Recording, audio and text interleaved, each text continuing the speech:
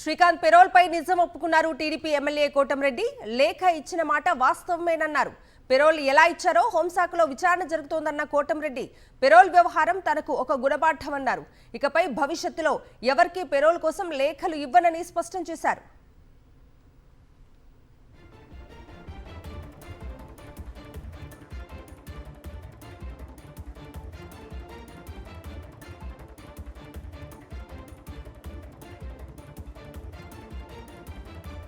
Breaking news చూస్తున్నాం. Srikanth payroll పై నిజం ఒప్పుకున్నారు టీడీపీ ఎమ్మెల్యే కోటంరెడ్డి.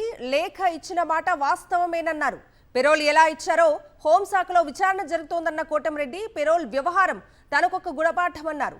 ఇకపై భవిష్యత్తులో ఎవరికీ పెరోల్ కోసం లేఖలు ఇవ్వనని స్పష్టం చేశారు ఆయన. ఇదే అంశానికి సంబంధించి పూర్తి అప్డేట్స్ మా ప్రతినిధి లోకేష్ అడిగి తెలుసుకుందాం.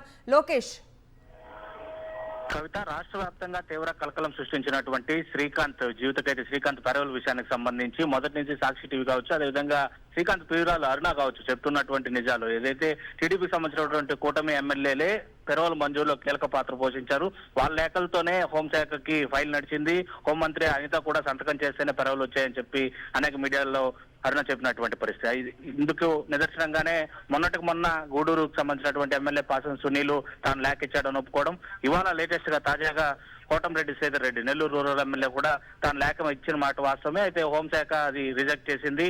అందుకు సంబంధించి హోంమంత్రి అనిత కూడా స్పష్టత ఇచ్చారు. అయితే పెరోల్కు సంబంధించినటువంటి లేఖలు ఇంకా ముందు ఇవ్వబోను, ఈ పెరోల్కి ఇచ్చినటువంటి లేఖతోనే తనకు గుణపాఠం వచ్చిందన్నటువంటి చెప్పినటువంటి పాట. అయితే పూర్తి స్థాయిలో ఒక రౌడీ షీటర్ కి బయట రావడానికి పెరోల్ పైన మంజూరులో కీలక పాత్ర పోషించింది ఎమ్మెల్యేలు అన్నటువంటి విషయాన్ని పూర్తిగా ఇద్దరు ఎమ్మెల్యేలే ఒప్పుకున్నటువంటి ఘటన ఇప్పుడు తీవ్ర కలకలం సృష్టిస్తుంది. కవిత.